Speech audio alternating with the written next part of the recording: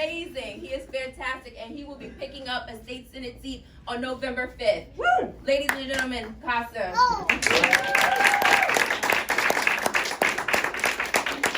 I'm not going to take a lot of your time. I cherish time more than anything. Anyone who's ever been to any of my events knows the single most important thing I can ask of any of you is your time. The way we spend our time is a reflection of the kind of world we want. And each of you are here because you want a world where people can send their kids to school without fear of getting that dreaded phone call. Where we can go to the mall, or to a movie theater, or to the park, or anywhere that's a common sense public place and have safety. So I thank you for that, and I commend you for that, because I promise you, this is how revolutions are built, and the change that we are making is already being felt. I'm running against a Republican opponent who has been a major cog in the wheel of progress and common sense gun reform.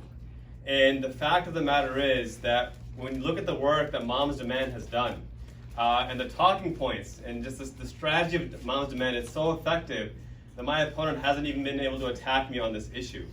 Because we've done such an effective job of convincing the public of these facts. 94% of Virginians, Republicans and Democrats, want universal background checks. That didn't happen by accident. You guys did that.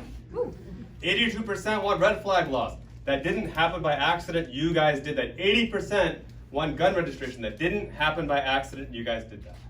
And so this is going to come down to these last 16 and a half days of making sure that we are out in front of every conceivable voter out there, Republican and Democrat, and just sharing with them this vision of having a safe community where people can live in comfort and not have to fear for this horrific atrocity impacting us. I'm grateful to Dan for inviting me to be here today. I've gotten to know him over the last couple of years, and a stand-up guy. Most recently, I'm just looking at how Republicans are running their campaigns these last couple of days. And just like my opponent, Dan's opponent is completely throwing out any sense of decency and just focused on gaslighting. And I'm going to give the opioid epidemic. He released a commercial about how much he cares about the opioid crisis and how he wants to make sure he fights back against it. Dan's opponent did.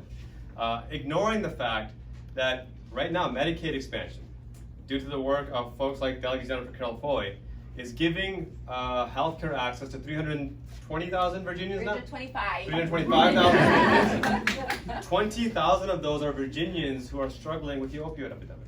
And now, because of Medicaid expansion, they have access to actual treatment, affordable treatment, logical treatment. And what Dan's opponent refuses to tell people is that he voted against Medicaid expansion not once, not twice, not thrice, not 4 times, not 5 times, not 6 times, but 7 times. He's voted against it. And without any kind of replacement. So these are the kinds of scare tactics that they're throwing out there, and now they're trying to take credit for the fact that Democrats did all the heavy work and brought people the kind of support that they need and deserve.